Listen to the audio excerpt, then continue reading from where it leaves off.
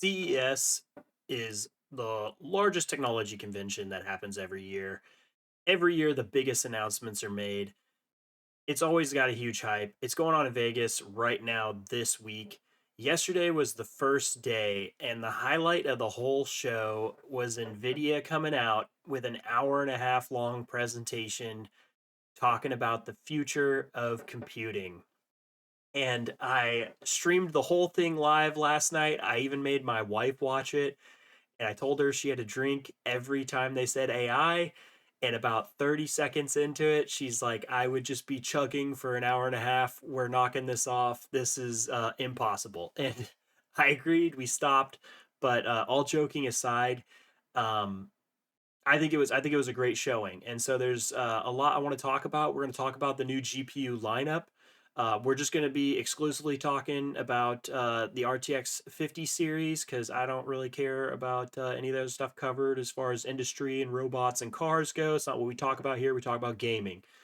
So what we're going to cover today is we're going to look at, hey, what did they reveal at CES? What did Nvidia have to say about it? What were their promises? What did they show for the future of gaming? And kind of how we feel about it. Like, how's the value here going to look? And what's this look like for the future of Nvidia? And then some of the competitors as well. Which there was some kind of funny things that happened with AMD and different stuff like that during the show. So let's get into it. Big news. The 5090, 5080, 5070 Ti, and 5070 were all revealed they didn't really go into like the super like exact specs of them, but they went into some of the computational power, and then they gave a demo of exactly what these are capable of. So right off the rip, first things first, let's take a look at their demo. And this is directly from their show in Las Vegas.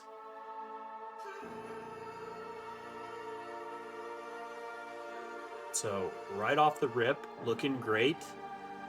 If this is what next year's gaming looks like, you might as well count consoles out, count AMD out. You're gonna need to buy this Blackwell GPU to run this thing. I mean, look at this game. Joking aside, I mean, this looks great, but once again, it's a tech demo, so they always do. 147 FPS. We'll take a look at how they're pulling that off, but that's impressive.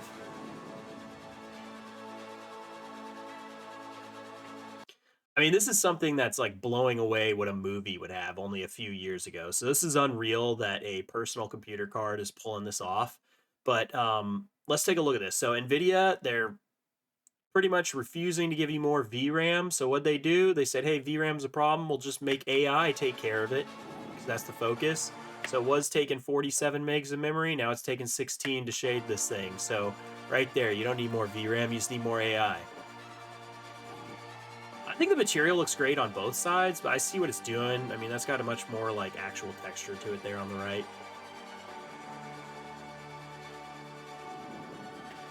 This grading, this is huge. If you've played around with DLSS or especially AMD's FSR, lots of times grading and things like this, when you're doing the upscaling, has a terrible time staying intact and keeping the sharpness. So that this is impressive right here, what they're doing.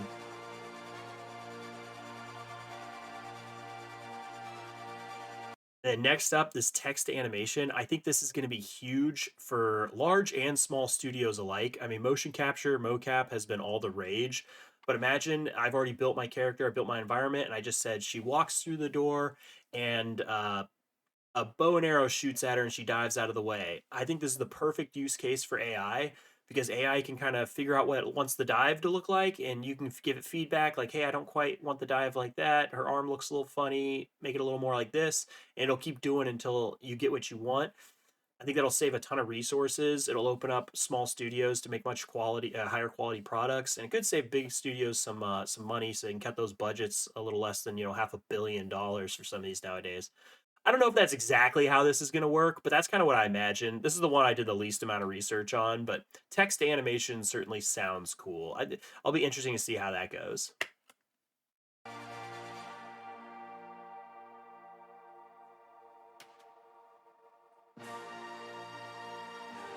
And then this neural faces. So this was another big release. I initially thought, like, oh, the AI is just gonna make all your characters up for you. So like, instead of playing Skyrim where everybody looks kind of the same, like it'll be able to like facially do, all sorts of characters randomly, so everybody looks like a unique human. Maybe that'll be a capability in the future, but that's not really what this sounded like. Like, basically, you've already got to design the character and everything like you traditionally would, but then it's applying AI and what it knows about faces and different geometries and angles to kind of smoothen it out and make it look more natural. I think this is beautiful. This looks like almost like a painting or like a piece of art. But when it's in movement, it does look a little bit like that weird AI movie to me. So I'm sure this will continue to be refined, but I'm not sure if I'm super sold on this in video games. Like, look when it moves. It didn't give you enough screen time. Probably did that on purpose because of what I'm talking about. But That was real time all confirmed. right. And then Jensen comes out and explains the masterpiece that is the RTX 50 series. So we're going to stop and cut to, we've got the slides and everything up because he goes into a lot of, the teraflops and petaflops and all that stuff. And I thought it was kind of funny. One other thing I'll say about the actual presentation is, he's kind of a goofball. He's always doing kind of funny stuff. And he was up there, kind of cracking jokes and having a good time. And I felt like the crowd was like really like just hard. They're a hard crowd. Like, there's no laughter. Like, there's hardly any clapping. It was just really you could, most of the time you could hear a pin drop in there. And at one point it pans to the front of the crowd and I realized, back in the day when they were just a GPU company, this would be a bunch of gamers who were like also wearing leather jackets and just like pumped like for the GPU release. And then I looked at these guys. These are all just stock investors trying to figure out how much to buy right now. That's what this crowd is. So, little less entertaining, but that's my one side note. I thought that was pretty funny. But we're gonna cut and get more into like really what they're offering for gamers, because they included a bunch of really cool stuff about the card and its AI capabilities, but they didn't really give a whole lot of details on this stuff. So let's talk about the first thing, because this is going to come into play a lot, is DLSS 4 and what's at the core of it when it comes to performance. And this is going to be their new upgraded frame generation. And I'll be honest with you, I'm kind of a frame generation hater. Like, I think it has a time and a place. I think for some of the really heavy AAA titles, it can be good, but I don't like it because the hardware companies say like, "Hey, it needs to be ran with a 50 or 60 FPS base." Well, cool. If I'm doing like a single player slow AAA, like, you know, Alan Wake type game where I'm just kind of walking through the woods. Like, if I'm already at 60, I'm already pretty dang playable. And like, sure, having more is nice, but it's kind of a cherry on top. But then on the software side, these game developers don't optimize their games, and then they run at like 30 FPS, and then they're like, oh, well, you can just turn the frame gen on. Well, now you're below the recommended specs and you're using frame gen to get back to playable performance, and it doesn't work that well. Like, there's plenty of articles and videos about this where you get like major uh frame pacing issues and artifacts and all sorts of stuff when you're trying to frame generation with too low of a base frame rate. So I'm sure they've spent the last like several years updating the model, but in my opinion, no matter how good the model gets, it's like the more data in gives you a better out. That those are just the facts. So I mean, maybe they can make it so it'll work well off of like a 30 FPS base, but um some of these numbers are just really sketchy to me. So this is what they're doing, is off of one rendered frame, they're able to basically project 3 frames forward. So you're basically getting 4 for the price of 1 with DLSS 4. So like when you saw that demo and it was like at 140 frames per second, um, it was really only rendering at what, like 40 frames per second or something like that. And I'm sure that was on a 5090. I guarantee you that was on a 5090. So if you plan on buying the 5070 or something, you're going to be trying to do frame gen from like 5 FPS to get to 25. Like that's going to be unreal. So it's a tech demo, obviously. It is what it is, but that's the big thing is DLSS 4. I need to point that out first and foremost is that it is projecting up to 3 frames forward. And I've seen that it looks like there's actually going to be a selector. So, like, how much generation do you want? So you don't have to do that. It looks like you can select. So maybe you only want like 2 frames forward. So that's the big thing with how they're showing these performance uplifts, and that's going to become a big player when we look at like, hey, what are they saying that the performance is going to be on these cards?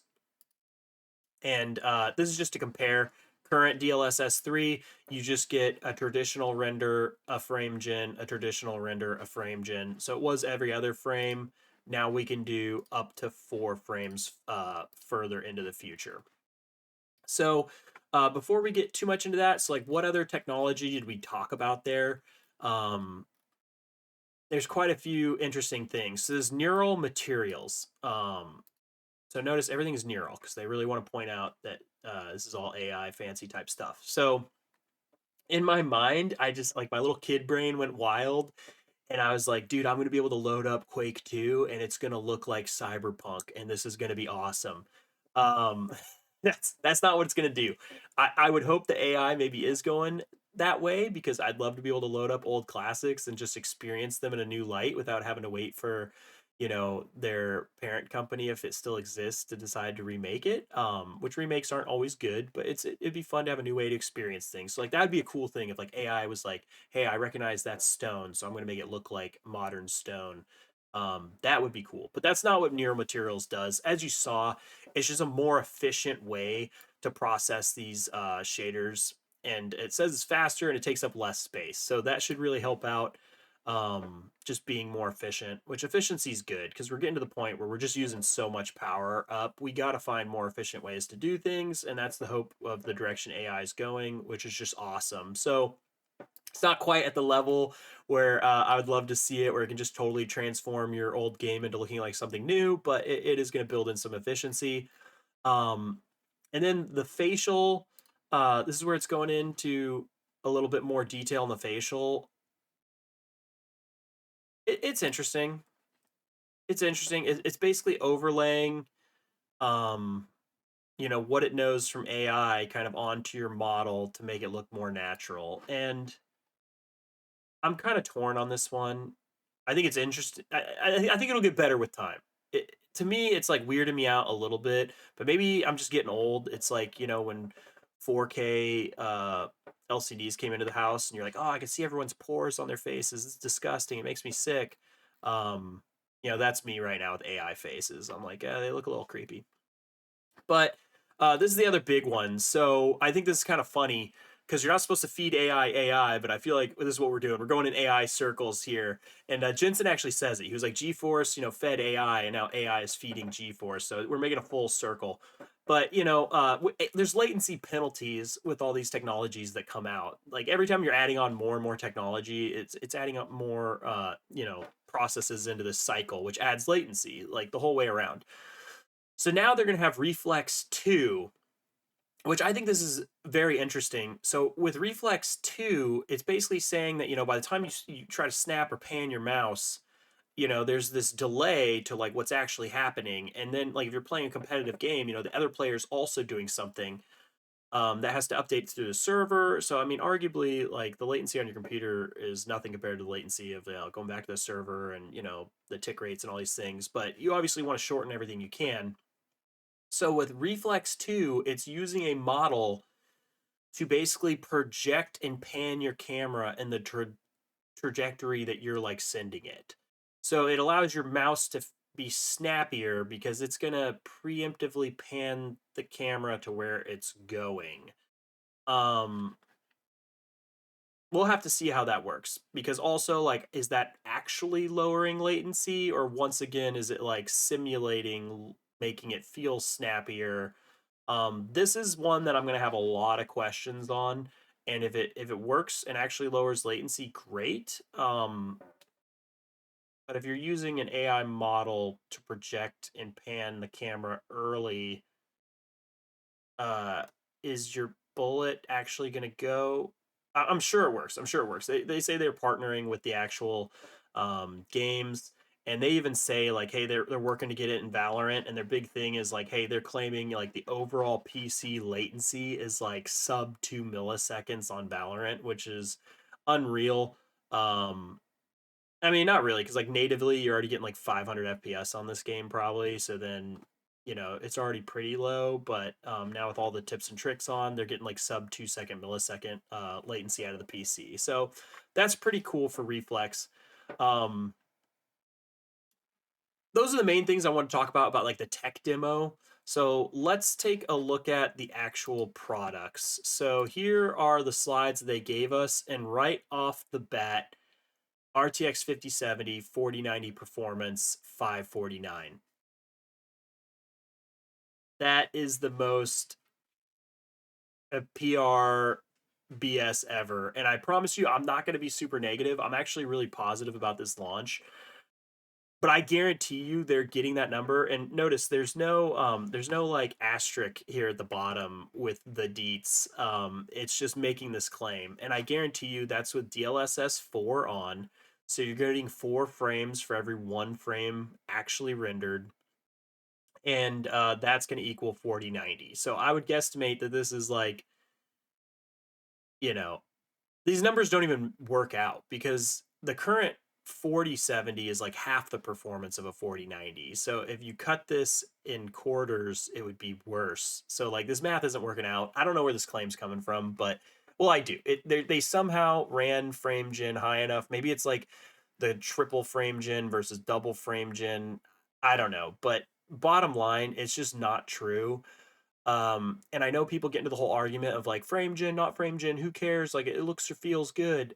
It does matter because let's say these are capable of the same frame rate with their different perspective frame gens on, but the 4090 has double the base frame rate. The product is going to be way better feeling and looking because it's going to have twice the input in for the same out. I don't care how good it gets, like twice the input in is going to help the AI make a better out. Um, so I'll just kind of leave it there. I think that's a little bit deceptive, but I love the price. And that's the next slide is we're going to get into the pricing. I think that this is the best case scenario that we could have gotten. Because here's the thing, we don't have any actual testing on like apples to apples what this is going to look like. They gave us some apples to oranges slides, which we'll get into here in a second, but we don't have any apples to apples performance. But here's the facts. The core counts went up across the board, some of them not astronomically, but they did.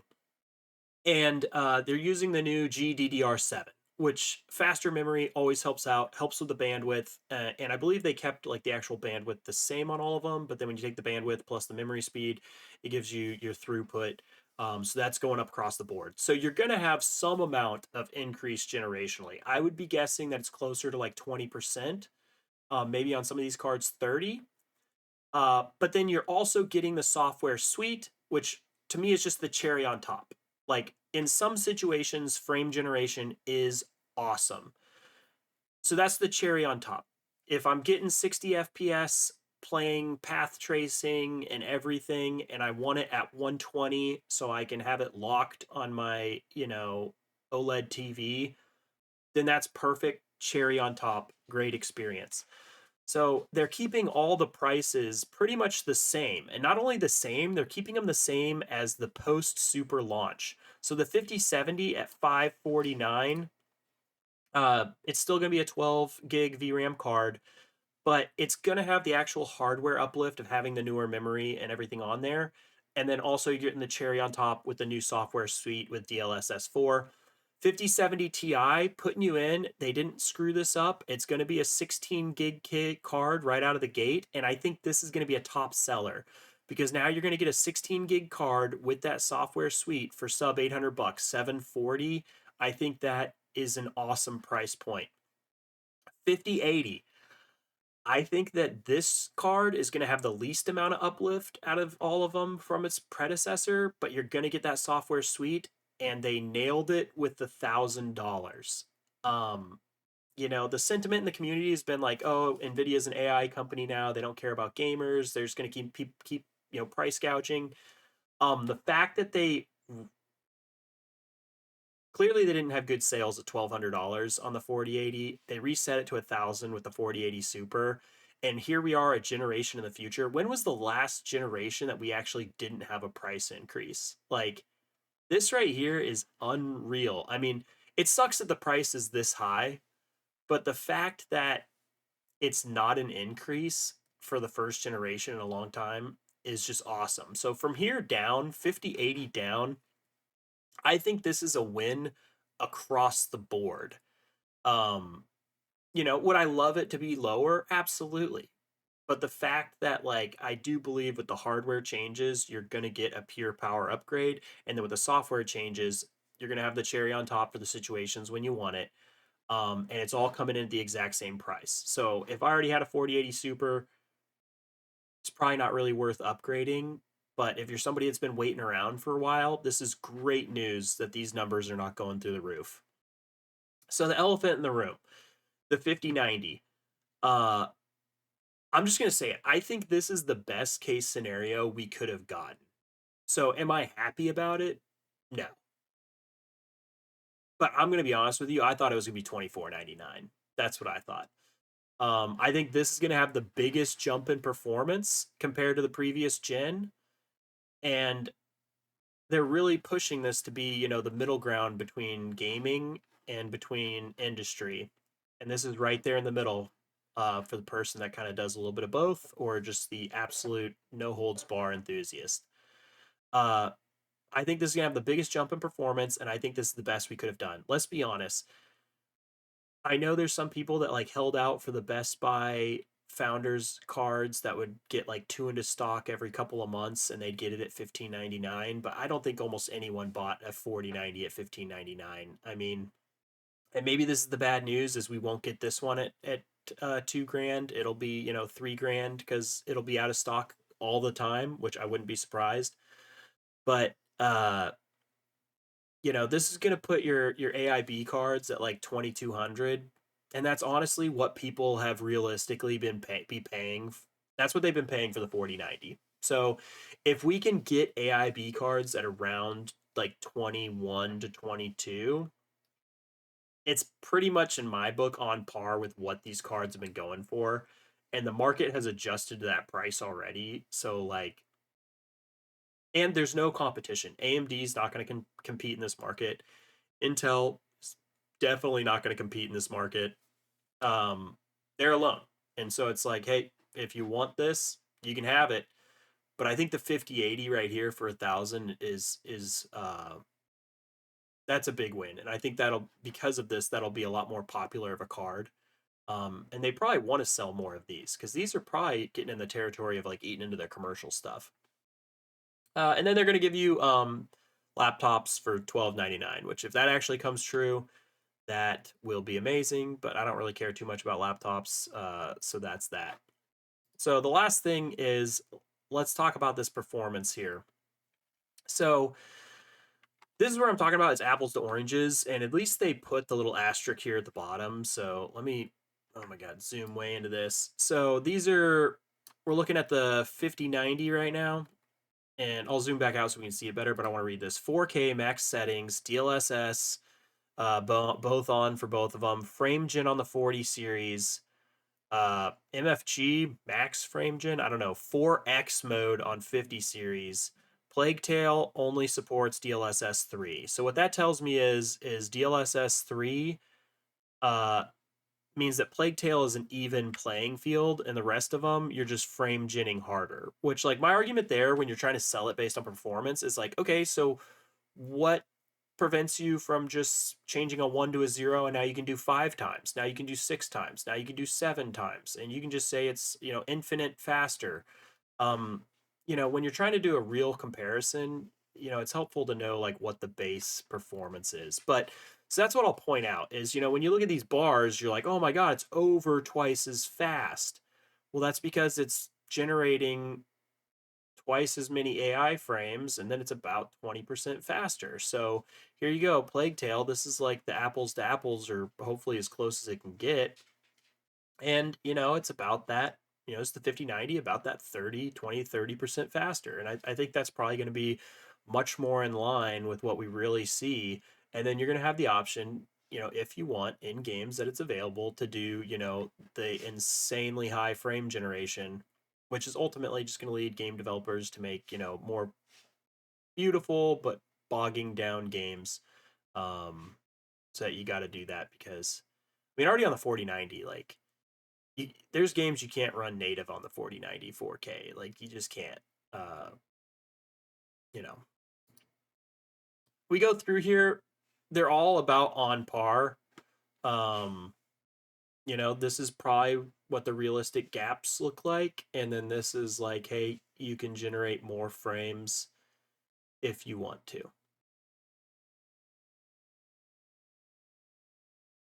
That's kind of how it goes. And if you come down here to the specs, uh, once again, they don't go into the full. They always love to give this like, hey, here's the AI tops that we can do. Cool. It can have theoretical throughput of these data points much higher. Cool. I'd say the big takeaways here are the big wins are that the 5070 Ti at 749 is going to have the 16 gigs of GDDR7. That's huge. I think it's a little bit silly that the 4080 is still only going to have 16. It is what it is. I probably would say it's better to have 16 and be $1,000 than have 24 and be 1,200. People might disagree with me, but I'd say for the average user, it's probably better. Um, yeah, it is what it is. And we already saw the pricing. This is 550, 750, 1,000, 2,000. Great news. I think they nailed it with that pricing. And I'll be honest with you, that'll take me into like my one topic that's not really on Nvidia is the first day. I think AMD went much earlier in the day, and I didn't actually have a chance because I was at work to watch the AMD one. I should probably go back and watch it, but my phone just started blowing up with all these, you know, different forums and articles being like, "What the heck, AMD? Like, CES and you didn't even talk about your video card. Like we've been told that you're going to drop this huge news." And AMD was like supposedly real nonchalant about it. Like, "Oh yeah, we only had 45 minutes to talk. We couldn't really, we didn't want to, we didn't have enough time. Like we want to give our video card a better launch than that. So it's going to require a lot of time." I'll be honest with you, if I was AMD, and I'm not very smart, I don't have any inside info because I'm just a dude. But like if I was AMD, I probably would have assumed that they were going to price gouge with RTX again and just raise the price like they do every single generation. And so it probably sounded really good to be like, "Oh, I'm going to have a, 7900 XT equivalent with better ray tracing that sells for $550." And then all of a sudden and you're like, "Oh, and my big announcement is FSR 4 is going to have AI in the upscaler now." And then Nvidia's like, "We're gonna have a 5070 for 550 and 5070 Ti for 750, and we're gonna have AI faces, AI textures, 4 times frame gen. We're gonna do all this." Like, dude, if I was AMD, I would straight hide my slides. I don't know if that's what happened, but I do know that AMD is like counting on this launch to be huge. And there's kind of, I think it's like the law of primacy or something. It's like the first time you're told something is like what you remember for a long time. And so these announcements are huge because if they both announced on the same day and the general consensus was like, "Oh, AMD's screwed, like value to performance, like this is terrible, it's nothing like what we expected, and Nvidia just launched all this cool info." People are going to remember AMD bad, Nvidia good for the another 2 years for the entire generation. And they've communicated that um, they really want this launch to go well and they want to focus on getting market share back, which is why they're focusing on that mid range. Um, so this is all completely guessing on my part, but it was interesting that supposedly they didn't talk about those cards at all, but they did seem willing to talk about them, to people coming by their booth or whatever. They just specifically removed it from their presentation. So we'll have to see how that goes and what info drops from them. And that's just a complete guess on my part, but I do find it kind of interesting. And I think I'm not an Nvidia fanboy, but I think that this was kind of our best case scenario for pricing. We'll have to see where the final performance falls because yeah, these numbers completely just fake. Like, yeah, 2x, 1x. Well, yeah, because you're generating twice as many frames. Like, cool, it tells me nothing. But anyway, if you didn't know about it, CES is going on. You can kind of just Google it and find out. So if there's any companies, people are releasing new products all the time. Lots of it you can watch it live stream. So if you're interested in the stuff, you kind of see like people talking about what's going to be coming out in the next year or whatever. But Nvidia is definitely the biggest ones. So that's kind of why I wanted to get that out there. Like Samsung, I started to watch theirs. It was just about like how like AI is changing their washing machines. I was like, give me a break, dude. Get out of here. But anyway, if you like the content, it's a little different than most of my videos. I was just really excited about this convention. But let me know, leave a comment, leave a like, and hit the subscribe button. Thanks. Have a good one.